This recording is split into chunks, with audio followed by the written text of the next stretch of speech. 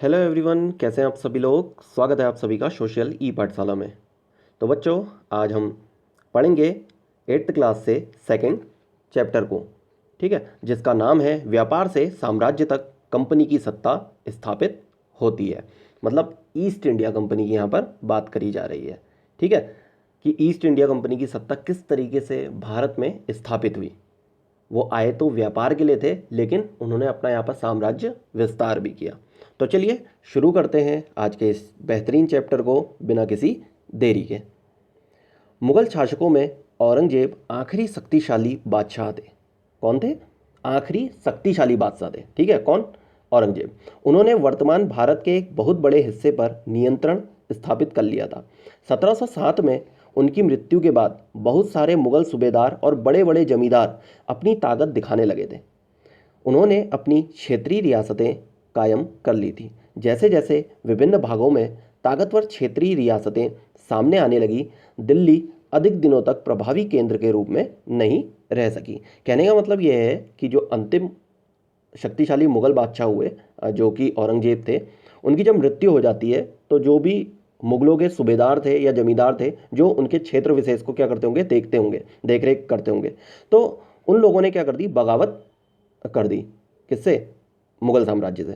और जिस वजह से क्या हुआ, दिल्ली क्या नहीं हो पाई, प्रभावी केंद्र के रूप में नहीं रह पाई। जो कि वहाँ पर क्या होता था, राजधानी स्थापित थी, तो वो प्रभावी रूप से केंद्र के रूप में नहीं रह पाई। ठीक, आगे देखते हैं। 18वीं सदी के उत्तरार्ध तक राजनीतिक क्षितिज पर अंग्रेजों के रूप में एक नई ताकत उभरने लगी थी। क्या आप जानते हैं कि अंग्रेज पहले पहल एक छोटी सी व्यापारिक कंपनी के रूप में भारत आए थे और यहाँ के इलाकों पर कब्जे में उनकी ज़्यादा दिलचस्पी नहीं थी। तो फिर ऐसा क्या हुआ कि एक दिन वे इस विशाल साम्राज्य के स्वामी बन बैठे। अब ऐसा क्या हुआ होगा कि वो यहाँ पर साम्राज्य भी उन्होंने क्या कर लिया, अपना स्थापित कर लिया। तो चलिए इस अध्याय में हम यही देखने वाले हैं, ठीक है। चलिए आगे देखते हैं। यहाँ पर एक छोटा सा पॉइंट दिया हुआ है, इसको देख लेते हैं। कैप्टन हडसन द्वारा बहादुर शाह जफर और उनके बेटों की गिरफ्तारी। बहादुर शाह जफर और उनके बेटों की गिरफ्तारी किसके द्वारा? कैप्टन हडसन के द्वारा। औरंगजेब के बाद कोई मुगल बादशाह इतना ताकतवर तो नहीं हुआ, लेकिन एक प्रतीक के रूप में मुगल बादशाहों का महत्व बना हुआ था। जब 1857 में ब्रिटिश शासन के विरुद्ध भारी विद्रोह शुरू हुआ, तो विद्रोहियों ने मुगल बादशाह बहादुर शाह जफर को ही अपना नेता मान लिया। जब विद्रोह कुचल दिया गया तो कंपनी ने बहादुर शाह जफर को देश छोड़ने के लिए मजबूर कर दिया और उनके बेटों को जफर के सामने ही मार डाला। तो अंग्रेजों ने ऐसी क्रूरता उस टाइम पे दिखाई थी। ठीक हो गया। 1857 की क्रांति क्या थी, इसको हम पहले चैप्टर में ही हमने देखा था कि इसको हम किस में पढ़ेंगे, 5th चैप्टर में पढ़ेंगे 8th क्लास में, ठीक है। तो 1857 की क्रांति में ही आपको पता लगेगा कि कौन कहाँ से किस जगह से लड़ा था। ठीक, आगे देखते हैं। पूर्व में ईस्ट इंडिया कंपनी का आना। पूर्व में ईस्ट इंडिया कंपनी का आना। सन 1600 में ईस्ट इंडिया कंपनी ने इंग्लैंड की महारानी एलिजाबेथ प्रथम से चार्टर अर्थात इजाज़तनामा हासिल कर लिया। अब ये इजाज़तनामा क्या था, देखते हैं क्या था। जिससे कंपनी को पूरब से व्यापार करने का एकाधिकार मिल गया। इस इजाज़तनामे का मतलब यह था कि इंग्लैंड की कोई और व्यापारिक कंपनी इस इलाके में ईस्ट इंडिया कंपनी से होड़ नहीं कर सकती थी। ठीक है, ईस्ट इंडिया कंपनी, जो इंग्लैंड की जो कंपनी थी ना, ईस्ट इंडिया कंपनी, तो उससे जो इंग्लैंड की अदर कंपनीज थी वो क्या नहीं कर सकती थी, कंपटीशन नहीं कर सकती थी। या फिर जिस जगह वो क्या करने जाएंगी, अपना खोज के लिए जाएगी या फिर अपने व्यापार के लिए जाएगी, तो उस जगह पर इंग्लैंड की जो अदर कंपनीज थी वो नहीं आ सकती थी, क्योंकि महारानी एलिजाबेथ से ईस्ट इंडिया कंपनी ने क्या प्राप्त कर लिया था, चार्टर प्राप्त कर लिया था, अर्थात इजाज़तनामा। इस चार्टर के सहारे कंपनी समुद्र पार जाकर नए इलाकों को खंगाल सकती थी। वहां से सस्ती कीमत पर चीज़ें खरीद कर उन्हें यूरोप में ऊंची कीमत पर बेच सकती थी। कंपनी को दूसरी अंग्रेज व्यापारिक कंपनियों से प्रतिस्पर्धा का कोई भय नहीं था। ठीक है, क्योंकि क्या मिला हुआ था, इजाज़तनामा मिला हुआ था, है ना। उस जमाने में वाणिज्यिक कंपनियां मोटे तौर पर प्रतिस्पर्धाओं से बचकर ही मुनाफा कमा सकती थी। अगर कोई प्रतिस्पर्धा ना हो तभी वे सस्ती चीज़ें खरीदकर उन्हें ज़्यादा कीमत पर बेच सकती थी। ठीक है, अगर प्रतिस्पर्धा नहीं होगी तो तभी तो उनको मुनाफा होगा, है ना। अगर प्रतिस्पर्धा होने लगेगी तो क्या होगा, मुनाफा कम होने लग जाएगा। आगे देखते हैं, यहाँ पर एक वाणिज्यिक शब्द आया हुआ है, उसका मतलब क्या होता है? उसका मतलब होता है एक ऐसा व्यावसायिक उद्यम जिसमें चीज़ों को सस्ती कीमत पर खरीद कर और ज़्यादा कीमत पर बेचकर, यानी मुख्य रूप से व्यापार के जरिए मुनाफा कमाया जाता है। अर्थात कि व्यापार के जरिए जब कोई व्यक्ति मुनाफा कमाता है उसे ही वाणिज्यिक कहा जाता है। ठीक है, आगे देखते हैं। लेकिन यह शाही दस्तावेज दूसरी यूरोपीय ताकत को पूरब के बाजारों में आने से नहीं रोक सकता था। ठीक है, नहीं रोक सकता था, मतलब जो यूरोपीय ताकत थी ना, अदर जो कंट्रीज थी, ठीक है, इंग्लैंड तो था ही था, लेकिन इंग्लैंड में ईस्ट इंडिया कंपनी ने क्या मांग लिया था? इजाज़तनामा मांग लिया था। लेकिन अदर कंट्रीज़ के लोग तो आ सकते थे ना, है ना, अदर कंट्रीज़ के लोग पूरब की साइड को आ तो सकते थे। तो यही चीज़ यहाँ पर हुई, तो इनको तो वो नहीं रोक सकता था। कौन? इजाज़तनामा या फिर चार्टर या फिर दस्तावेज जो था, शाही दस्तावेज, वो नहीं रोक सकता था। तो जब तक इंग्लैंड के जहाज अफ्रीका के पश्चिमी तट को छूते हुए केप ऑफ गुड होप का चक्कर लगाकर हिंद महासागर पार करते, तब तक पुर्तगालियों ने भारत के पश्चिमी तट पर अपनी उपस्थिति दर्ज करा दी थी। तो पुर्तगाली क्या हो गए थे? सबसे पहले यहाँ पर आ गए थे, जिन्होंने पश्चिमी तट, जहाँ पर गोवा है ना, वहाँ पर अपनी उपस्थिति क्या करा ली थी? दर्ज करा ली थी। जब तक इंग्लैंड वासी यहाँ पर पहुँचते या ईस्ट इंडिया कंपनी यहाँ पर पहुँचती, उससे पहले ही पुर्तगालियों ने अपना शासन या फिर अपनी जगह जो गोवा में थी वहाँ स्थापित कर ली थी। ठीक है, वे गोवा में अपना ठिकाना बना चुके थे। पुर्तगाल के खोजी यात्री वास्को ड गामा ने 1498 में पहली बार भारत तक पहुँचने के इस समुद्री मार्ग का पता लगाया। तो भारत, कई बार ऐसा कन्फ्यूज़न होता है कि भारत की खोज किसने की? भारत की खोज नहीं करी गई। ठीक है, भारत तक पहुंचने के लिए समुद्री मार्ग की खोज किसने करी थी? वो क्या था? वास्को द गामा, किसने कब करी? 1498 में। ठीक है, कि भारत तक पहुंचने के लिए समुद्री मार्ग का पता किसने लगाया? क्वेश्चन आता है तो पुर्तगाल के खोजी यात्री जो थे वास्को द गामा, जिन्होंने 1498 में इसकी खोज की थी। ठीक है, आई थिंक आपको समझ में आ गया होगा। 17वीं शताब्दी की शुरुआत तक डच भी हिंद महासागर में व्यापार की संभावनाएं तलाशने लगे थे। कुछ ही समय बाद फ्रांसीसी व्यापारी भी सामने आ गए। तो इस तरीके से हम ये पता लगा सकते हैं कि सबसे पहले कौन आया? पुर्तगाली लोग आए। ठीक है, उसके बाद इंग्लैंड ईस्ट इंडिया कंपनी आती है, फिर उसके बाद डच आते हैं, फिर फ्रांसीसी आते हैं, है ना। तो इस तरीके से ये सारे लोग क्या आते हैं? यूरोप से पूरब की साइड को आते हैं। यहीं पर एक ये मैप भी दिया हुआ है, देखिए, ये पूरब से या फिर ब्रिटिश साम्राज्य जब यहाँ पर से आया तो इस तरीके से ये क्या हुआ, यहाँ पर जैसे मद्रास हो गया, कलकत्ता हो गया, तो इन जगहों पर इन्होंने क्या करी? अपनी फैक्ट्री वगैरह स्थापित करी थी। और यहीं से केप ऑफ गुड होप, ये अफ्रीका का एक क्षेत्र है, यहाँ पर केप ऑफ गुड होप से ही होकर वास्को द गामा ने क्या करी थी? खोज करी थी, और यहाँ पर गोवा की साइड को वो पहुँचा था। ठीक है, यही चीज़ यहाँ पर बताई गई है और छोटा सा ये मैप यहाँ पर दिया हुआ है समझाने के लिए। ठीक, आगे देखते हैं।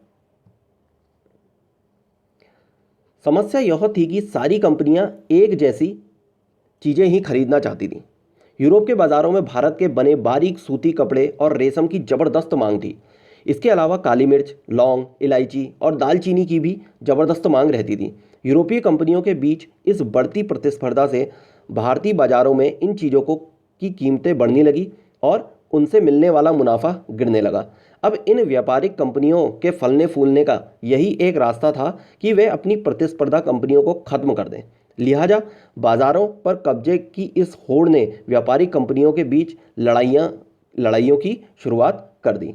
17वीं और 18वीं सदी में जब भी मौका मिलता, कोई सी एक कंपनी किसी दूसरी कंपनी के जहाज डुबो देती, रास्ते में रुकावटें खड़ी कर देती और माल से लदे जहाज़ों को आगे बढ़ने से रोक देती। अब ये ऐसा तो होना ही था ना, प्रतिस्पर्धा क्या हो गई थी? बढ़ गई थी। अगर प्रतिस्पर्धा बढ़ जाएगी तो क्या होगा? मुनाफा ऑटोमेटिक कम हो जाएगा। तो इसलिए यहाँ पर लड़ाइयाँ होने लगी, लोग एक दूसरे के जहाज़ को क्या करने लगे? डुबोने लगे और रास्ते में रुकावटें खड़ी करने लगे। आगे देखते हैं। यह व्यापार हथियारों की मदद से चल रहा था और व्यापारिक चौकियों को किलेबंदी के जरिए सुरक्षित रखा जाता था। अपनी बस्तियों को किलेबंदी करने और व्यापार में मुनाफा कमाने की इन कोशिशों के कारण स्थानीय शासकों से भी टकराव होने लगे। इस प्रकार व्यापार और राजनीति को एक दूसरे से अलग रखना कंपनी के लिए मुश्किल होता जा रहा था। आइए देखें कि यह कैसे हुआ।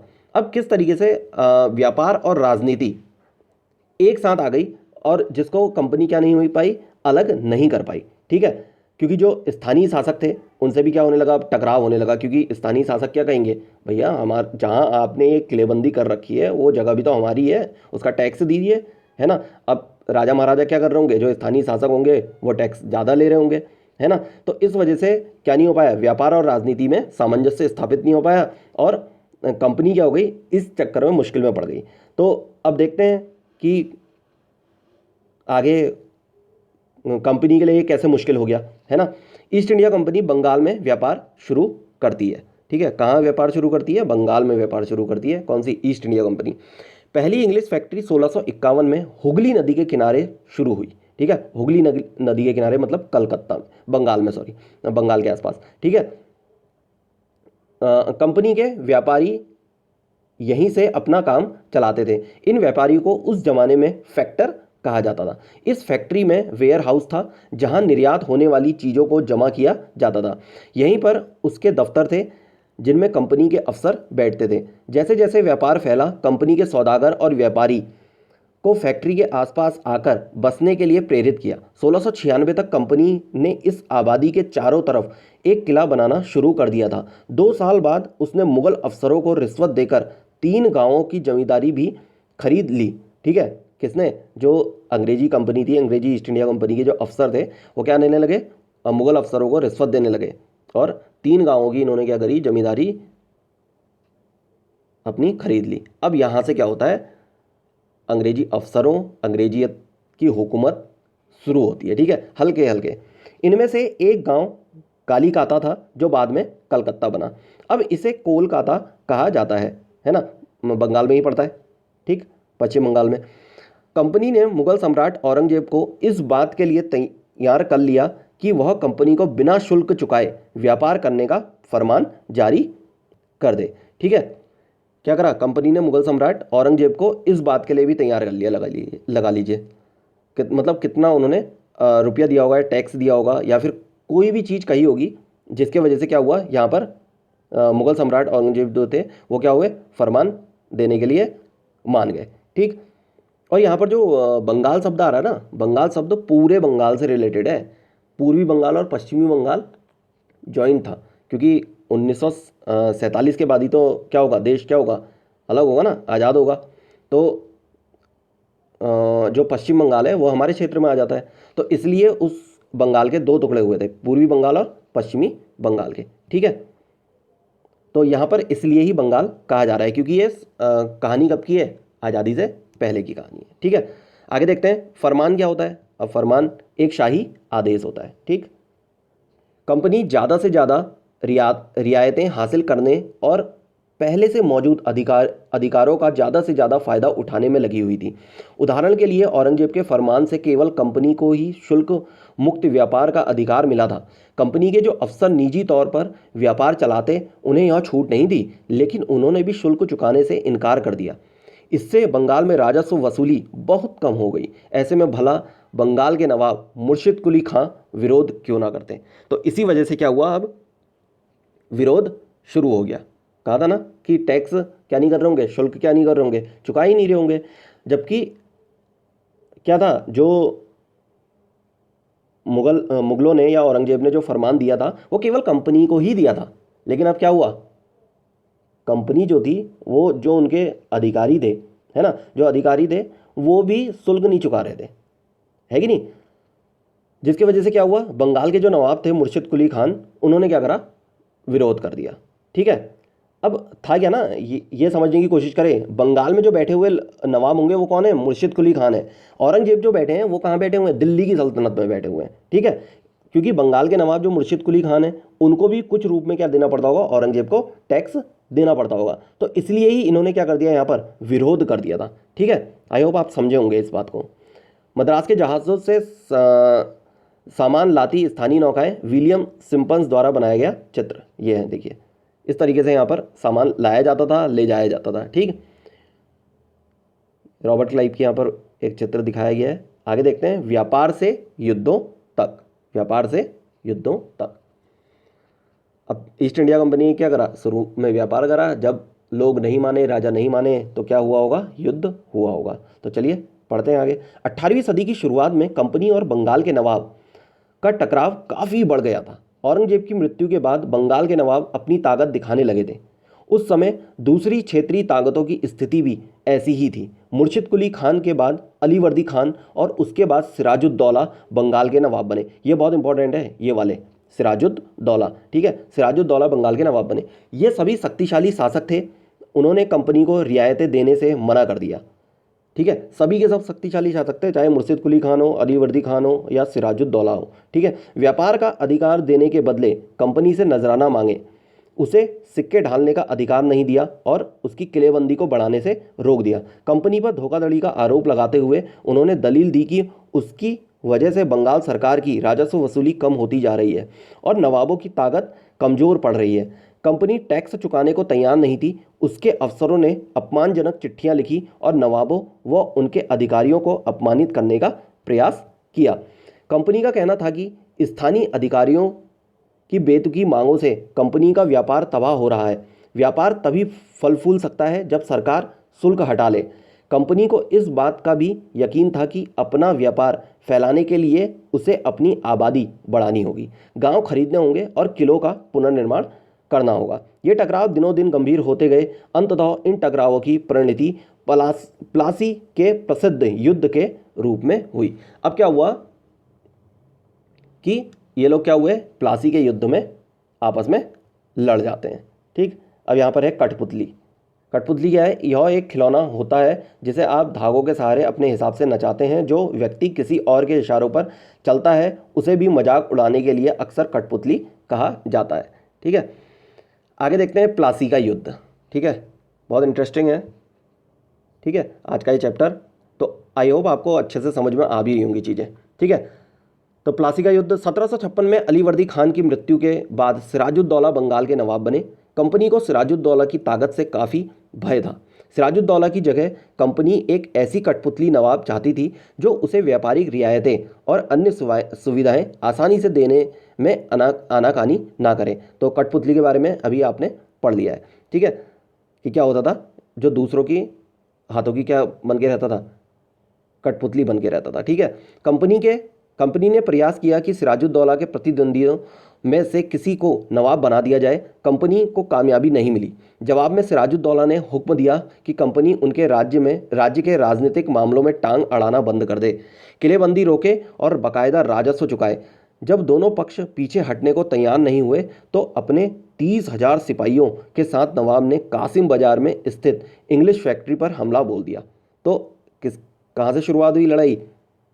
कासिम बाजार जो बंगाल में थी, और 30,000 सैनिक लेकर कौन पहुंच गया? सिराजुद्दौला पहुंच गए इनकी फैक्ट्री में, इंग्लिश फैक्ट्री में, ठीक है। नवाब की फौजों ने कंपनी के अफसरों को गिरफ्तार कर लिया, गोदाम पर ताला डाल दिया, अंग्रेजों के हथियार छीन लिए गए और अंग्रेजी जहाज़ों को घेरे में लिया गया।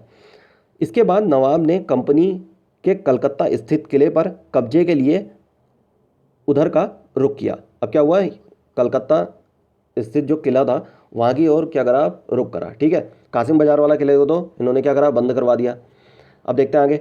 कलकत्ता के हाथ से निकल जाने की खबर सुनने पर मद्रास में तैनात कंपनी के अफसर ने भी रॉबर्ट क्लाइव के नेतृत्व में सेनाओं को रवाना कर दिया।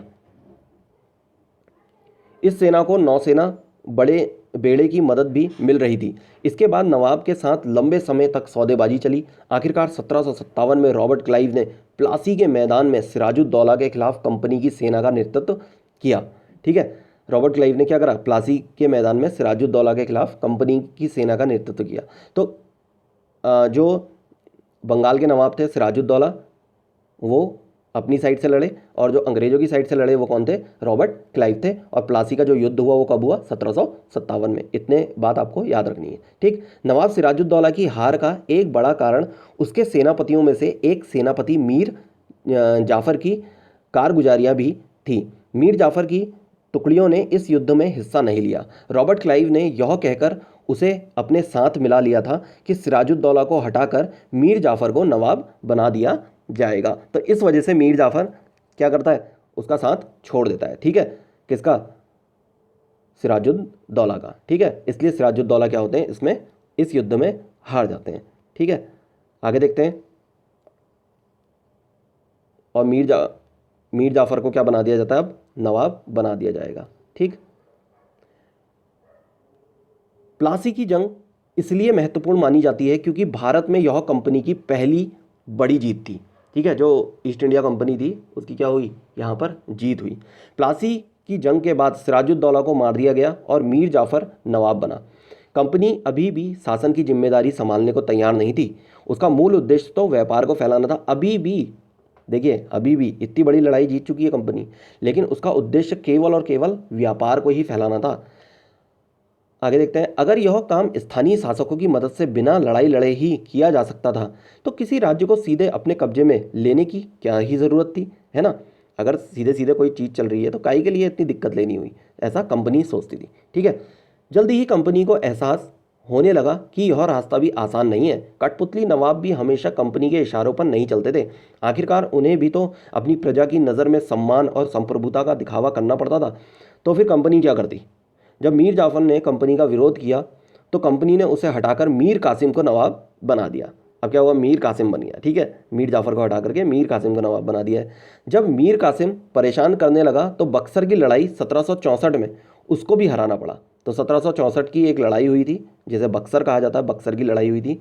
ठीक है, मीर कासिम और अंग्रेज़ों के बीच। ठीक, मीर कासिम और अंग्रेज़ों के बीच हुई, जिसमें मीर कासिम क्या होता है, हार जाता है। ठीक है, उसे बंगाल से बाहर कर दिया गया और फिर से क्या हुआ, मीर जाफर को दोबारा नवाब बना दिया गया। ठीक है, मीर जाफर को क्या करा, दोबारा से नवाब बना दिया गया। अब नवाब को हर महीने 5 लाख रुपए कंपनी को चुकाने थे। देखिए, नवाब बनाया भी हुआ है और नवाब को ही क्या करने हैं, कंपनी को 5 लाख रुपए चुकाने भी हैं। ठीक है, कंपनी अपने सैनिक खर्चों से निपटने, व्यापारिक ज़रूरतों तथा अन्य खर्चों को पूरा करने के लिए पैसा चाहती थी। कंपनी और ज़्यादा इलाके तथा और ज़्यादा कमाई चाहती थी। 1765 में जब मीर जाफर की मृत्यु हुई तब तक कंपनी के इरादे बदल चुके थे। कठपुतली नवाब के साथ अपने खराब अनुभवों को देखते हुए क्लाइव ने ऐलान किया कि अब हमें खुद ही नवाब बनना पड़ेगा। तो रॉबर्ट क्लाइव ने क्या करा, खुद ही एक क्या कर दिया, ऐलान कर दिया। तो हम यहाँ पर मोटा मोटा कह सकते हैं कि जो बक्सर की लड़ाई हुई थी, ठीक है, जो बक्सर की लड़ाई हुई थी 1764 में, जिसमें मीर कासिम हारा था, तो उसी लड़ाई के बाद अंग्रेजों ने क्या करा, अपना वर्चस्व स्थापित कर लिया था। और 1765 में जब मीर जाफर की मृत्यु हो जाती है तो रॉबर्ट क्लाइव अपने आप को स्वतंत्र घोषित कर देता है, या फिर वो ये कह देता है कि हम ही को ही क्या करना पड़ेगा, अब नवाब बनना पड़ेगा। अब होता क्या है, आगे देखिए। आखिरकार 1765 में मुगल सम्राट ने कंपनी को ही बंगाल प्रांत का दीवान नियुक्त कर दिया। दीवानी मिलने के कारण कंपनी को बंगाल के विशाल राजस्व संसाधनों पर नियंत्रण मिल गया था। इस तरह कंपनी की एक पुरानी समस्या हल हो गई थी। 18वीं शताब्दी की शुरुआत से ही भारत के साथ उसका व्यापार बढ़ता जा रहा था, लेकिन उसे भारत में ज़्यादातर चीज़ें ब्रिटेन से लाए गए सोने और चांदी के बदले में खरीदनी पड़ती थी। इसकी वजह यह थी कि उस समय ब्रिटेन के पास भारत में बेचने के लिए कोई चीज़ें नहीं थी। प्लासी की जंग के बाद ब्रिटेन में सोने की निकासी कम होने लगी और बंगाल की दीवानी मिलने के बाद तो ब्रिटेन से सोना लाने की ज़रूरत ही नहीं रही। अब भारत से होने वाली आमदनी के सहारे ही कंपनी अपने खर्चे चला सकती थी। इस कमाई से कंपनी भारत में सूती और रेशमी कपड़ा खरीद सकती थी, अपनी फौजों को संभाल सकती थी और कलकत्ता में किलों और दफ्तरों के निर्माण की लागत उठा सकती थी। सोचिए, जिस चीज़ के लिए मतलब जो व्यापार वो कर रही थी, सोने चांदी को लेके आती थी और यहाँ से उसके बदले सामान लेके जाती थी। अब क्या हुआ, जैसे ही रॉबर्ट क्लाइव ने अपने आप को स्वतंत्र घोषित करा और बंगाल प्रांत की जो दीवानी थी खुद अपने हाथों में उसने क्या करी, ले ली। तो यहाँ से क्या हुआ, जो वहाँ से राजस्व उसको प्राप्त हुआ, तो हम फिर उसके बाद ब्रिटेन से ना तो वो सोना लेके आए ना चांदी लेके आए, यहीं से जो रुपया होता था उनके पास उसी से ही वो सामान खरीदते थे और कहाँ, ब्रिटेन में भेजा करते थे। ठीक है, यहाँ से सस्ते दामों पे खरीदना और वहाँ जा कर के उसे महंगे दामों में बेचना, यही इनका कार्य होता था। तो यहाँ से अब अंग्रेजी हुकूमत क्या हो गई, शुरुआत होने लगी। ठीक है, आगे देखते हैं। कंपनी के अफसर नवाब बन बैठे। अब क्या थे, जो कंपनी के अफसर थे वो नवाब बन बैठे। अब नवाब बनने का क्या मतलब था, है कि नहीं, नवाब बनने का क्या मतलब था, इसका एक मतलब तो यही था कि कंपनी के पास अब सत्ता और ताकत थी। ठीक है, सत्ता भी हो गई और ताकत भी हो गई, है ना। कहने का मतलब व्यापारिक स्थिति भी अच्छी होगी और राजनीतिक स्थिति भी अच्छी हो गई अब कंपनी की, ठीक। लेकिन इसके कुछ और फायदे भी थे।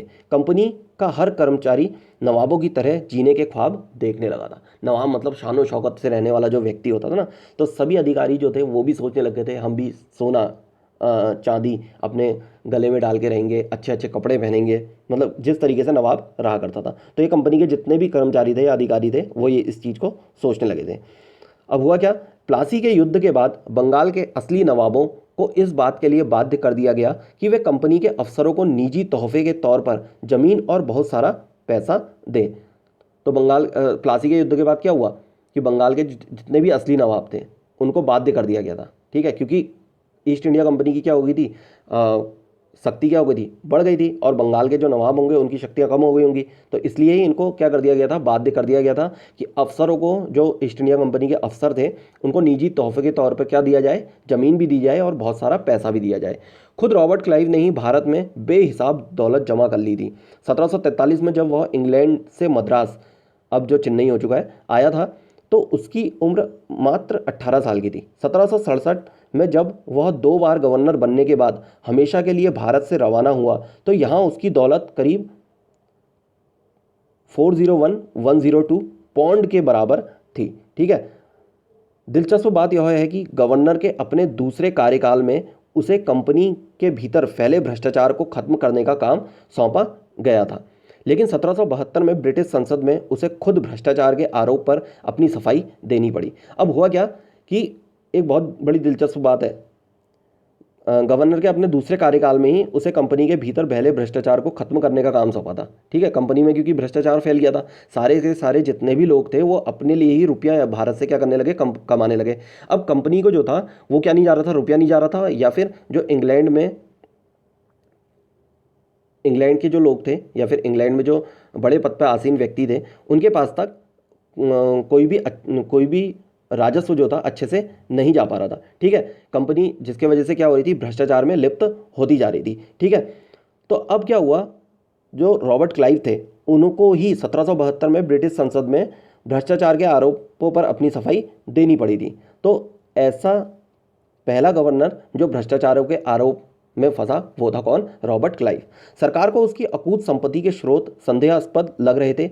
उसे भ्रष्टाचार आरोपों से बरी तो कर दिया गया, लेकिन 1774 में उसने आत्महत्या कर ली। तो भ्रष्टाचार के आरोपों में लिप्त जो रॉबर्ट क्लाइव थे, हालांकि उनको पूरी बातों से क्या कर दिया था, बरी कर दिया गया था, लेकिन 1774 में उन्होंने खुद ही क्या कर ली थी, आत्महत्या कर ली थी। ये क्वेश्चन बनता भी है कि किस नवाब ने या फिर किस गवर्नर जनरल ने आत्महत्या करी थी, तो वो कौन थे, रॉबर्ट क्लाइव थे, जिन्होंने 1774 में आत्महत्या करी थी, ठीक है। और भ्रष्टाचार के आरोप भी किसके ऊपर लगे, रॉबर्ट क्लाइव के ऊपर लगे, ठीक है। आई होप आपको समझ में आया होगा। आगे देखते हैं।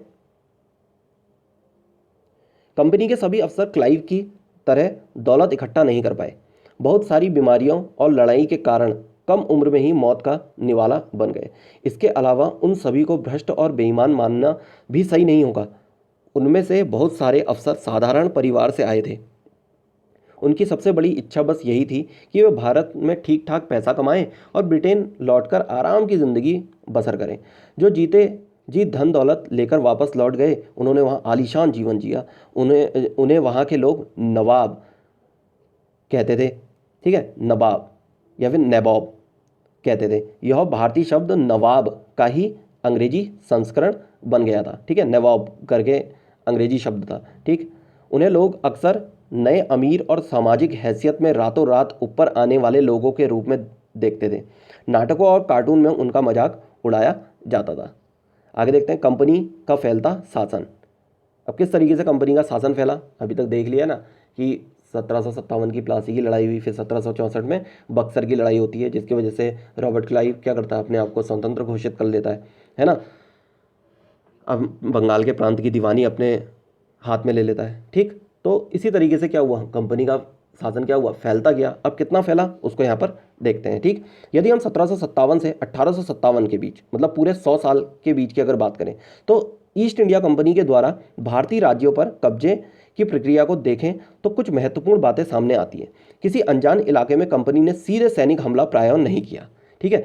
उसने किसी भी भारतीय रियासत का अधिग्रहण करने से पहले विभिन्न राजनीतिक, आर्थिक और कूटनीतिक साधनों का इस्तेमाल किया। तो पहले क्या करा, समझा, ठीक है। जो कंपनी थी उसने क्या करा, बहुत अच्छे से राजनीतिक स्थिति, आर्थिक स्थिति और कूटनीतिक स्थितियों को अच्छे से समझा, ठीक। फिर उसके बाद बक्सर की लड़ाई 1764 के बाद कंपनी ने भारतीय रियासतों में रेजिडेंट तैनात कर दिए। ये कंपनी के राजनीतिक या व्यावसायिक प्रतिनिधि होते थे। तो 1764 बक्सर की लड़ाई होती है, तो उसी के बाद से क्या कर दिया, रेजिडेंट तैनात कर दिए थे, जो कि क्या थे, राजनीतिक और व्यावसायिक प्रतिनिधि हुआ करते थे, ठीक। उनका काम कंपनी के हितों की रक्षा करना और उन्हें आगे बढ़ाना था। रेजिडेंट के माध्यम से कंपनी के अधिकारी भारतीय राज्यों के भीतर मामलों में भी दखल देने लगे थे। अगला राजा कौन होगा, किस पद पर किसको बैठाया जाएगा, इस तरह की चीज़ें भी कंपनी के अफसर ही तय करना चाहते थे। कई बार कंपनियों ने रियासतों पर सहायक संधि भी थोप दी। जो रियासत इस बंदोबस्त को मान लेती थी उसे अपनी स्वतंत्र सेनाएं रखने का अधिकार नहीं था। मतलब सहायक संधि में अपनी स्वतंत्र सेनाएं रखने का अधिकार नहीं था। इसमें कौन होती थी, ब्रिटिश जो सत्ता थी वही अपनी सेनाएं प्रोवाइड कराती थी राजा महाराजाओं को, ठीक है। उसे कंपनी की तरफ से सुरक्षा मिलती थी और सहायक सेना के रखरखाव के लिए वह कंपनी को पैसा देती थी, ठीक है। अगर भारतीय शासक रकम अदा करने में चूक जाते थे तो जुर्माने के तौर पर उनका इलाका कंपनी कब्जे में ले लेती थी। उदाहरण के लिए जब रिचर्ड वेलेस्ली गवर्नर जनरल 1798 से 1805 था, उस समय अवध के नवाब को 1801 में अपना आधा इलाका कंपनी को सौंपने के लिए मजबूर किया गया, क्योंकि नवाब सहायक सेना के लिए पैसे अदा करने में चूक गए थे। इसी आधार पर हैदराबाद के भी कई इलाके छीन लिए गए थे। तो सोचिए कितना अच्छा उन्होंने मतलब अपना ट्रिक लगाई है ना, एक तरीके से अपना दिमाग लगाया कंपनी ने, जो अधिकारी थे कंपनी के। तो उन्होंने क्या करा, सहायक संधि फॉलो करी, ठीक। सहायक संधि के तहत सहायक सेना दी अपनी राजा को, और उनके बदले उस सेना देने के बदले क्या मांगा, पैसा मांगा, ठीक। अब सेना भी किसकी हो गई, जो अंग्रेजी ईस्ट इंडिया कंपनी थी, ठीक।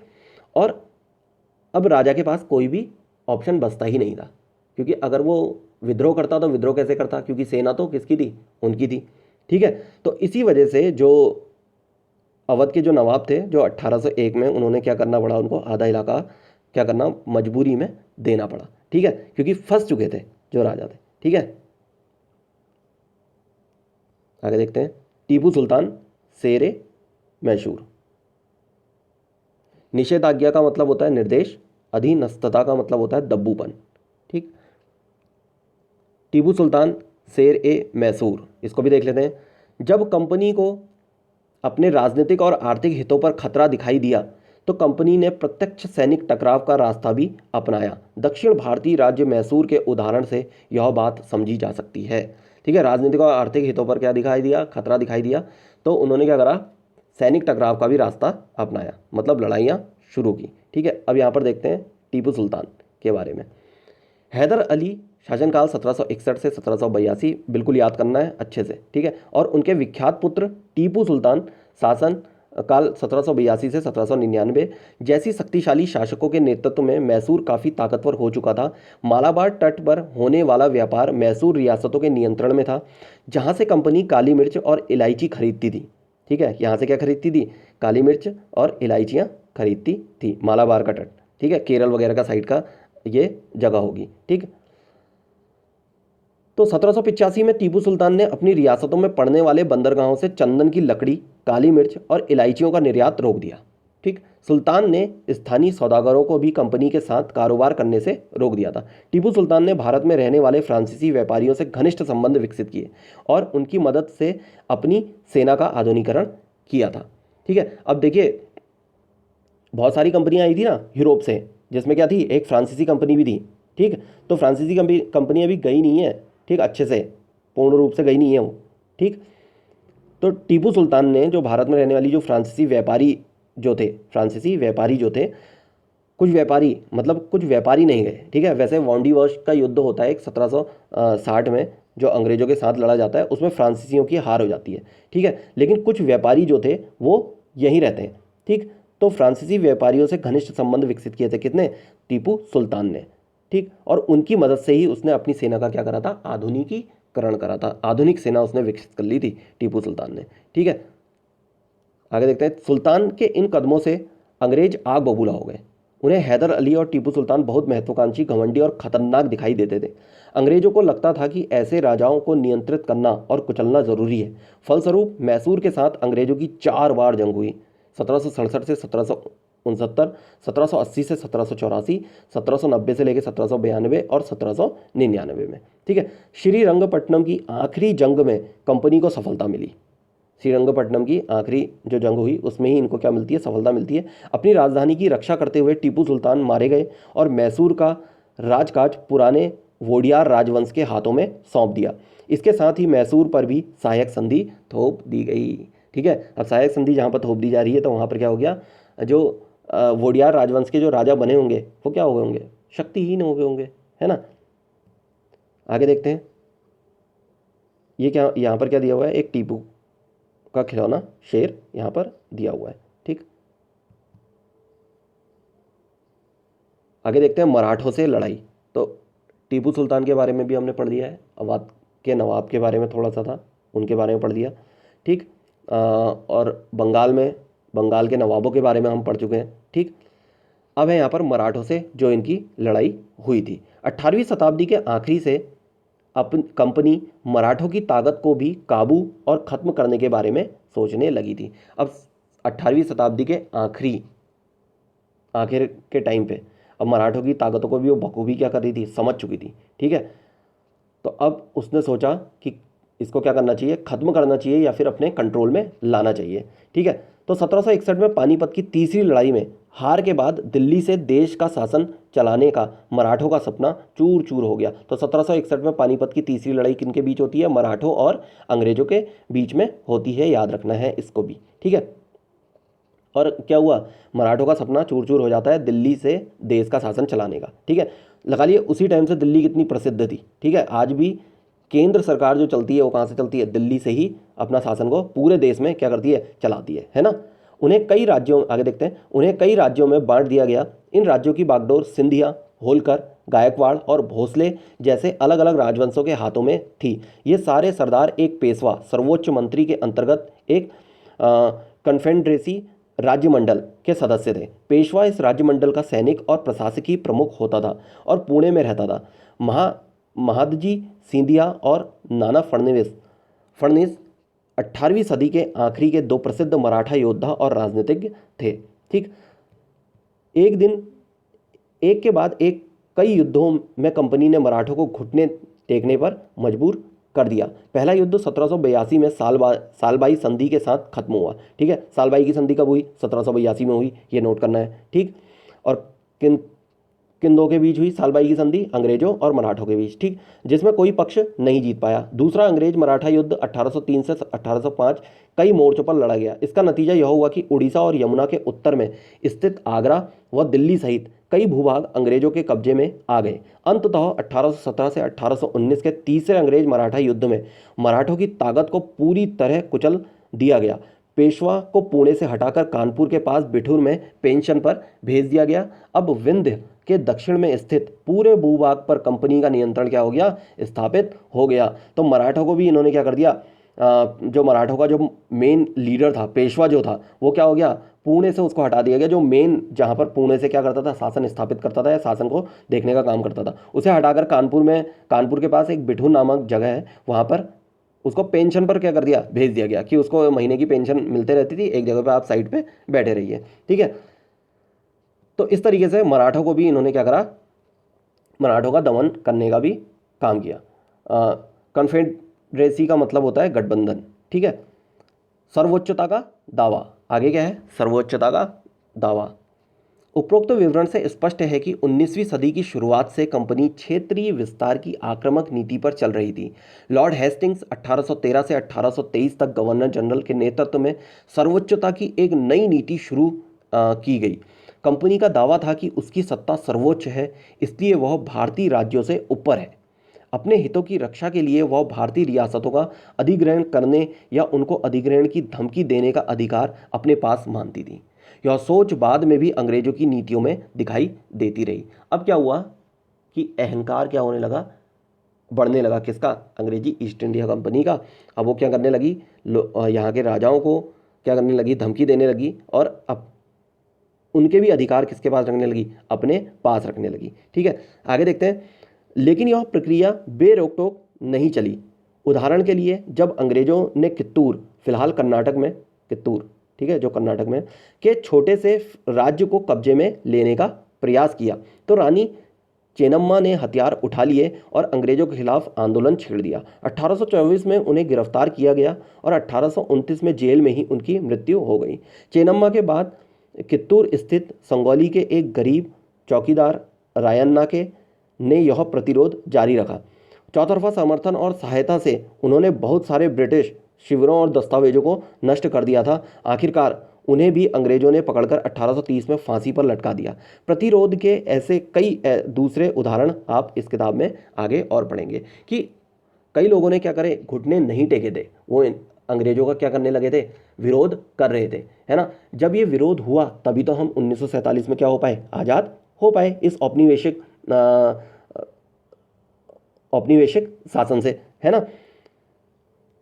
आगे देखते हैं। 1830 के दशक के अंत में ईस्ट इंडिया कंपनी रूस के प्रभाव में बहुत डरी हुई थी। कंपनी को भय था कि कहीं रूस का प्रभाव पूरे एशिया में फैलकर उत्तर पश्चिम से भारत को भी अपनी चपेट में न ले ले। उसी डर के चलते अंग्रेज अब उत्तर पश्चिमी भारत पर भी अपना नियंत्रण स्थापित करना चाहते थे। उन्होंने 1838 से 1842 के बीच अफगानिस्तान के साथ एक लंबी लड़ाई लड़ी और वहां अप्रत्यक्ष कंपनी शासन स्थापित कर लिया। 1843 में सिंध भी कब्जे में आ गया। इसके बाद पंजाब की बारी थी। यहाँ महाराजा रणजीत सिंह ने कंपनी की दाल नहीं गलने दी। 1839 में उनकी मृत्यु के बाद इस रियासत के साथ 2 लंबी लड़ाइयाँ हुई और आखिरकार 1849 में अंग्रेजों ने पंजाब का भी अधिग्रहण कर लिया। ठीक है, तो जब लड़ाई हो रही थी तो रणजीत सिंह ने उनको जीतने नहीं दिया, किसको, अंग्रेजों को। लेकिन कई जगह पर जैसे अफगानिस्तान में उन्होंने अप्रत्यक्ष रूप से शासन करा और साथ ही साथ सिंध को भी अपने कब्जे में ले लिया और साथ ही साथ लास्ट में 1849 में पंजाब में भी अपना अधिग्रहण स्थापित कर लिया था। तो इस तरीके से अंग्रेजों की हुकूमत हल्के हल्के अब क्या हो रही थी, बढ़ते जा रही थी।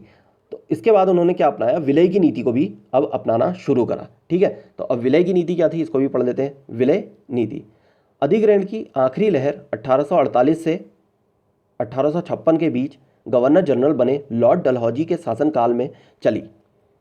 लॉर्ड डलहौजी ने एक नई नीति अपनाई जिसे विलय नीति का नाम दिया गया। ठीक है, विलय नीति किसने अपनाई थी, डलहौजी ने, लॉर्ड डलहौजी ने। यह सिद्धांत इस तर्क पर आधारित था कि अगर किसी शासक की मृत्यु हो जाती है और उसका कोई पुरुष वारिस नहीं है तो उसकी रियासत हड़प कर ली जाएगी, यानी कंपनी के भूभाग का हिस्सा बन जाएगी।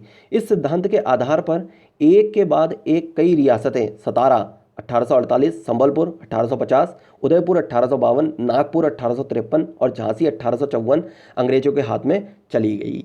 ठीक है, तो ये थी क्या, जो विलय की नीति थी। विलय की नीति क्या थी, जिसमें किसी भी राजा का कोई वारिस नहीं होता हो और उस राजा की अचानक से मृत्यु हो जाए या फिर अपना जीवन पूरा निर्वाह करने के बाद मृत्यु हो, तो इसी सिद्धांत पर क्या कर लिया जाता था, उस राज्य को हड़प लिया जाता था, विलय कर लिया जाता था। तो सबसे पहला इसमें जो राज्य आया वो कौन सा आया, सतारा आया। ठीक है, जो कि 1848 में था। और इसी तरीके से ये क्या आ जाते हैं, एक लाइन से क्रम में लगाने के लिए आ जाते हैं। तो सतारा, संबलपुर, उदयपुर, नागपुर और झांसी, और इनके क्रम से तिथियां भी आपको याद रखनी है। ठीक, अंग्रेजों के हाथ में चली गई। आखिरकार 1856 में कंपनी ने अवध को भी अपने नियंत्रण में ले लिया। अब अवध भी क्या हुआ, 1856 में इनके नियंत्रण में चले गया। इस बार अंग्रेजों ने एक नया तर्क दिया। उन्होंने कहा कि वे अवध की जनता को नवाब के कुशासन से आज़ाद कराने के लिए कर्तव्य से बंधे हुए हैं। ठीक है, कुशासन से बचाने के लिए कर्तव्य से बंधे हुए हैं, इसलिए वे अवध पर कब्जा करने को मजबूर हैं। अपने प्रिय नवाब को जिस तरह से गद्दी से हटाया गया उसे देखकर लोगों में गुस्सा भड़क उठा और अवध के लोग भी 1857 के महान विद्रोह में शामिल हो गए। इसी वजह से यहाँ पर क्या हुआ था, 1857 का विद्रोह भी, जो यहाँ के लोग थे वो 1857 के विद्रोह में शामिल हुए थे। ठीक, आगे देखते हैं। अब ये देखिए, यहाँ पर कुछ मानचित्र दिए हुए हैं। भारत 1797 में किस तरीके से था। ठीक, 1840 में भारत की स्थिति देखिए, और साथ ही साथ यहाँ पर देखिए 1857 भारत में। और ये है क्या, ABC जो चित्र दिए हुए हैं, भारत में अंग्रेजों की फैलती सत्ताएं। इन नक्शों में भारत के वर्तमान राजनीतिक नक्शे के साथ रखकर देखें तीनों नक्शों में इन इलाकों की पहचान करें जो ब्रिटिश शासन के अंतर्गत नहीं थे। ठीक है, ब्रिटिश शासन के जो अंतर्गत नहीं थे। अब यहाँ पर देखिए ब्रिटिश शासन के अधीन क्षेत्र, अब कौन कौन से अधीन क्षेत्र हैं, ये देखिए, ये पीले रंग से जो दिख रहे हैं ना, कब, 1797 में। ठीक, 1797 में ये थे ब्रिटिश इलाके। ठीक, अब हल्के हल्के क्या हुआ, 1840 जैसी आया तो अब ये देखिए पीला रंग कितनी जगह पे फैल चुका है ना। और फिर उसके बाद अंततः ये देखिए 1857, तो 1857 में लाहौर, सिंध, अफ़गानिस्तान तक का इलाका, कलकत्ता, है ना, मद्रास, ये सारी जगह क्या कर ली थी अंग्रेज़ों ने, इसमें अधिकार कर लिया था। ठीक है, लगभग लगभग। और जो लाल रंग से अभी भी आपको ये दिख रहे हैं, ये कौन से थे, जो क्षेत्र ब्रिटिश शासन के अधीन में नहीं थे। ठीक है, कुछ ऐसे क्षेत्र थे, ठीक है, जो ब्रिटिश शासन के अधीन नहीं थे तब भी। ठीक, और उनसे उनका पुरजोर लगातार विरोध चल रहा था, और कुछ सहायक संधि के तहत और कुछ विलय नीति के तहत भी क्या हुए थे, बाध्य थे शासन चलाने के लिए। ठीक है, नए शासन की स्थापना, नए शासन की स्थापना पढ़ने से पहले यहाँ पर कुछ पॉइंट दिए हैं, इनको भी देख लेते हैं। काजी, काजी कौन होता था, एक न्यायाधीश था। मुफ्ती कौन होता था, मुस्लिम समुदाय का एक न्यायविद जो कानून की व्याख्या करता है। काजी इसी व्याख्या के आधार पर फैसले सुनाता है। महाभियोग, महाभियोग क्या होता है, जब इंग्लैंड के हाउस ऑफ कॉमन्स में किसी व्यक्ति के खिलाफ दुराचरण का आरोप लगाया जाता है तो हाउस ऑफ लॉर्ड्स, संसद का ऊपरी सदन में उस व्यक्ति के खिलाफ मुकदमा चलता है, इसे महाभियोग कहते हैं। तो ऐसा गवर्नर जनरल भी आएगा जिसके ऊपर महाभियोग चला था। ठीक है, आगे देखते हैं नए शासन की स्थापना। गवर्नर जनरल वॉरेन हेस्टिंग 1773 से 1785 उन बहुत सारे महत्वपूर्ण व्यक्तियों में से था जिन्होंने कंपनी की ताकत फैलाने में अहम भूमिका अदा की थी। वॉरेन हेस्टिंग के सामने समय तक आते आते कंपनी न केवल बंगाल बल्कि बम्बई और मद्रास में भी सत्ता हासिल कर चुकी थी। ब्रिटिश इलाके मोटे तौर पर प्रशासकीय इकाइयों में बटे हुए थे जिन्हें प्रेसिडेंसी कहा जाता था। उस समय 3 प्रेसिडेंसी थी, बंगाल, मद्रास और बम्बई। ठीक है, ये 3 प्रेसिडेंसी थी, बंगाल, मद्रास और मुंबई। कब, जब वॉरेन हेस्टिंग गवर्नर जनरल बना था। ठीक है, हर एक का शासन गवर्नर के पास होता था, सबसे ऊपर गवर्नर जनरल होता था। वॉरेन हेस्टिंग ने कई प्रशासनिक सुधार किए, न्याय के क्षेत्र में उसके सुधार खास तौर पर उल्लेखनीय थे। 1772 में एक नई न्याय व्यवस्था स्थापित की गई। इस व्यवस्था में प्रावधान किया गया कि हर जिले में 2 अदालतें होंगी, फौजदारी अदालत और दीवानी अदालत। अब क्या होती थी फौजदारी अदालत और दीवानी अदालत, तो देखते हैं। दीवानी अदालतों के मुखिया यूरोपीय जिला कलेक्टर होते थे। मौलवी और हिंदू पंडित के लिए भी भारतीय कानूनों की व्याख्या करते थे। फौजदारी अदालतें अभी भी काजी और मुफ्ती के ही अंतर्गत थी, लेकिन वे भी कलेक्टर की निगरानी में काम किया करते थे। ठीक है, तो राजस्व व्यवस्था का काम वाम जो भी देखता होगा वो कौन देखते होंगे, दीवानी अदालतें देखती होंगी। ठीक है, और फौजदारी अदालतें जो सैन्य प्रशासन या फिर इन चीज़ों को देखने का काम करती होगी, जो न्याय की व्यवस्था करती होंगी। ठीक, ये देखिए यहाँ पर एक चित्र दिया हुआ, वॉरेन हेस्टिंग पर मुकदमा आरजी पॉलेट द्वारा चित्रित है 1789 का। ठीक, जब वॉरेन हेस्टिंग 1785 में इंग्लैंड लौटा तो एडमंड बर्के ने उस पर बंगाल का शासन सही ढंग से न चलाने का आरोप जड़ दिया। इस आरोप के चलते हेस्टिंग्स पर ब्रिटिश संसद में महाभियोग का मुकदमा चलाया गया जो 7 साल चला। ठीक है, तो महाभियोग, अगर क्वेश्चन इस तरीके से बनेगा कि वो कौन सा गवर्नर जनरल था जिसने महाभियोग का सामना करा था, तो वॉरेन हेस्टिंग था। ठीक है, जिसमें भ्रष्टाचार के आरोप लगे थे वो रॉबर्ट क्लाइव था। ठीक, ऐसे आपको चीज़ें याद रखनी है। आगे देखते हैं। एक बड़ी समस्या यह थी कि ब्राह्मण पंडित धर्मशास्त्र की अलग अलग शाखाओं के हिसाब से स्थानीय कानूनों की अलग अलग व्याख्या कर देते थे। इस भिन्नता को खत्म करके समरूपता लाने के लिए 1775 में 11 पंडितों को भारतीय कानूनों का एक संकलन तैयार करने का काम सौंपा गया। NB हॉलहेड ने इस संकलन का अंग्रेजी में अनुवाद किया। 1778 तक यूरोपीय न्यायाधीशों के लिए मुस्लिम कानूनों की भी एक संहिता तैयार कर ली गई थी। 1773 के रेगुलेटिंग एक्ट के तहत एक नए सर्वोच्च न्यायालय की स्थापना की गई।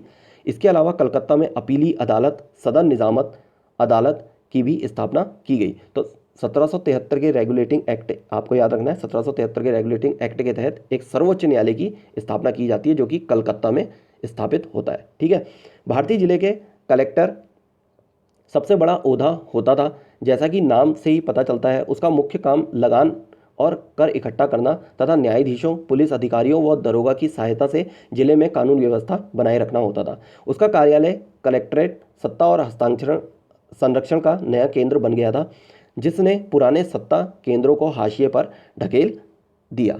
ठीक है, आगे देखते हैं कंपनी की फौज।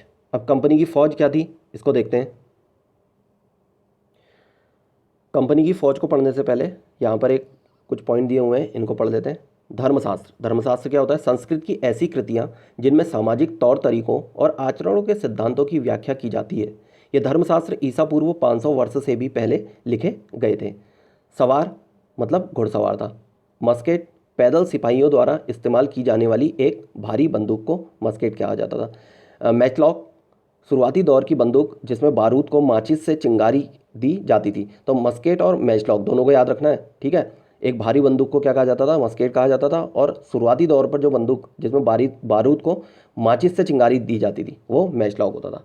ठीक है, चलिए इसको पढ़ते हैं। कंपनी की जो फौज थी, फौज के बारे में। ठीक, कंपनी के साथ भारत में शासन और सुधार के नए विचार तो आए, लेकिन उसकी असली सत्ता सैनिक ताकत में थी। मुगल फौज मुख्य रूप से सवार घोड़े पर चलने वाले प्रशिक्षित जो होते थे और पैदल सेना थी। उन्हें तीरंदाजी और तलवारबाजी का प्रशिक्षण दिया जाता था। सेना में सवारों का दबदबा रहता था और मुगल साम्राज्य को एक विशाल पेशेवर प्रशिक्षण वाली पैदल सेना की ज़रूरत महसूस नहीं होती थी। ग्रामीण इलाकों में सशस्त्र किसानों की बड़ी संख्या थी। स्थानीय जमींदार मुगलों को ज़रूरत पड़ने पर पैदल सिपाही मुहैया कराते थे। 18वीं सदी में जब अवध और बनारस जैसी रियासतें में किसानों को भर्ती करके उन्हें पेशेवर सैनिक प्रशिक्षण दिया जाने लगा तो यह सूरत बदलने लगी। ईस्ट इंडिया कंपनी ने जब अपनी सेना के लिए भर्ती शुरू की तो उसने यह भी तरीका अपनाया। अंग्रेज अपनी सेना को सिपॉय, जो भारत शब्द सिपाही से ही बना है, आर्मी कहते थे। 1820 के दशक से जैसे जैसे युद्ध तकनीक बदलने लगी, कंपनी की सेना में घुड़सवार टुकड़ियों की ज़रूरत कम होती गई। इसकी वजह यह थी कि ब्रिटिश साम्राज्य बर्मा, अफगानिस्तान और मिस्र में भी लड़ रहा था, जहां सिपाही मस्केट, तोड़ेदार बंदूक और मैचलॉक से लैस होते थे। कंपनी की सेना के सिपाहियों को बदलती सैनिक आवश्यकताओं का ध्यान रखना पड़ता था और अब उसकी पैदल टुकड़ी ज़्यादा महत्वपूर्ण होती जा रही थी।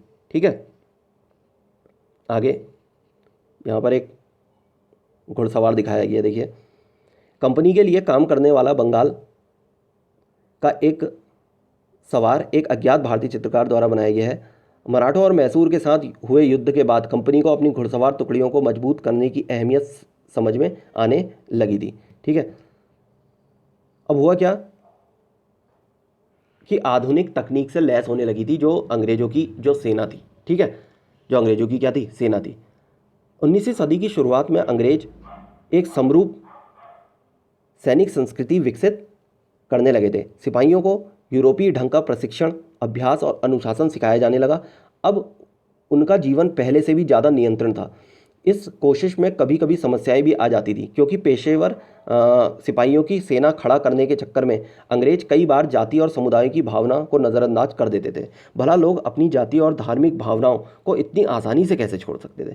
क्या वे खुद को अपने समुदाय का सदस्य मानने की बजाय सिर्फ सिपाही मान सकते थे? सिपाही क्या महसूस करते थे? अपने जीवन और अपनी पहचान, यानी वे कौन हैं, इस बात के एहसास में जो बदलाव आ रहे थे, उनको सिपाहियों ने किस तरह देखा? 1857 का विद्रोह हमें सिपाहियों की इस दुनिया की झलक दिखाता है। इस विद्रोह के बारे में हम किस में पढ़ेंगे? चैप्टर 5 में पढ़ेंगे। कहने का मतलब कि सिपाही तो रख लिए थे, अब पेशेवर सिपाही होने के बावजूद क्या होता होगा, जो जातियाँ होती होंगी ना, वो आपस में टकरा जाती होंगी कि ये भी मेरे बराबर में किस तरीके से आ गया। जो जातिगत विभिन्नताएं पहले के टाइम पे देखी जाती थी ना, लेकिन अंग्रेज तो ऐसा सोचते नहीं थे। तो इसी के वजह से 1857 का एक विद्रोह भी होता है, जिसमें कई सिपाही क्या हो गए थे, उनके खिलाफ खड़े हो गए थे। ठीक है, यही हम किस में पढ़ेंगे? अध्याय 5 में पढ़ेंगे। तो इस तरीके से ये चैप्टर यहीं पर ही लगभग समाप्त होता है और इसी चैप्टर में क्या निष्कर्ष निकल के आता है उसको हम यहाँ पर देखते हैं। तो निष्कर्ष ये निकलता है कि ईस्ट इंडिया कंपनी एक व्यापारिक कंपनी से बढ़ते बढ़ते एक भौगोलिक औपनिवेशिक शक्ति बन गई। ऑब्वियसली बात है ना, वो व्यापार करने के लिए आई थी और साथ ही साथ क्या हुआ, वो भौगोलिक औपनिवेशिक शक्ति बन गई। मतलब कि उसने राजनीतिक रूप से भी अपना यहाँ पर दबदबा बना लिया, आर्थिक रूप से भी अपना दबदबा बनाया और साथ ही साथ सांस्कृतिक रूप से भी। ठीक है। आगे क्या हुआ, 19वीं सदी की शुरुआत में नई भाप तकनीक के आने से यह प्रक्रिया और तेज हुई। तब तक समुद्र मार्ग से भारत पहुंचने में 6 से 8 माह का समय लग जाता था। भाप से चलने वाले जहाज़ों ने यह यात्रा 3 हफ्तों में समेट दी। लगा लीजिए कहाँ 6 से 8 माह का समय, और जैसी भाप का चलने वाले जो जहाज़ बने उससे केवल 3 हफ्ते, केवल 3 हफ्तों में, 1 महीने से भी कम समय लगता था, जहाँ 8 महीने लग रहे थे। सोचिए तो कितनी जल्दी और ज़्यादा लूटने का कार्य अंग्रेज़ों का चलने लगा होगा। इसीलिए ही तो कहते हैं कि बहुत सारा धन कहाँ से लूटा गया, भारत से लूटा गया था। ऐसे ही नहीं कहा जाता था भारत को सोने की चिड़िया, है ना। इसके बाद तो ज़्यादा से ज़्यादा अंग्रेज़ों और उनके परिवार भारत जैसे दूर देश में आने लगे। अब क्या हुआ, जो अंग्रेज अधिकारियों के जो परिवार थे वो भी क्या होने लगे, भारत जैसे दूर देश में आने लगे थे। 1857 तक भारतीय उपमहाद्वीपों के 63% भूभाग और 78% आबादी पर कंपनी का सीधा शासन स्थापित हो चुका था। ये देखिए 63% भूभाग में और 78% आबादी पर कंपनी का सीधा शासन स्थापित हो गया था जी। ठीक है। देश के शेष भूभाग और आबादी पर कंपनी का अप्रत्यक्ष प्रभाव था। इस प्रकार व्यवहारिक स्तर पर ईस्ट इंडिया कंपनी पूरे भारत को अपने नियंत्रण में ले चुकी थी। अब क्या हुआ, पूरे नियंत्रण में 1857 के बाद अपने नियंत्रण पे पूरी की पूरी जो ईस्ट इंडिया कंपनी थी वो इसे ले चुकी थी। ठीक है। तो इस प्रकार से निष्कर्ष यही हुआ कि किस तरीके से अंग्रेज़ों ने भारत पे कब्जा किया। वो व्यापार के रूप से आए थे और उन्होंने किस तरीके से यहाँ पर भौगोलिक रूप से औपनिवेशिक शक्ति के रूप में अपना वर्चस्व स्थापित किया। तो ये था सेकंड चैप्टर आपका, जो कि यहीं पर ही समाप्त होता है। आई होप आपको चीज़ें समझ में आई होंगी। काफ़ी अच्छा था, इंटरेस्टिंग चैप्टर था आज।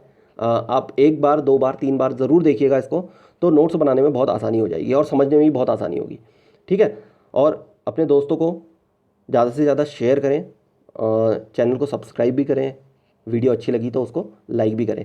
ठीक है। और साथ ही साथ ये भी कहूँगा कि अगर कोई भी दिक्कत या फिर कोई भी परेशानी या फिर कोई भी डाउट आपको इस वीडियो में लगता है या फिर इस चैप्टर में लगता है, तो आप कमेंट बॉक्स में ज़रूर अपनी राय रखें और अपने सवालों को पूछें। ठीक है। तो चलिए मिलेंगे अगले चैप्टर में। तब तक आप सभी अपना ख्याल रखें और अपना पढ़ाई करते रहें। धन्यवाद।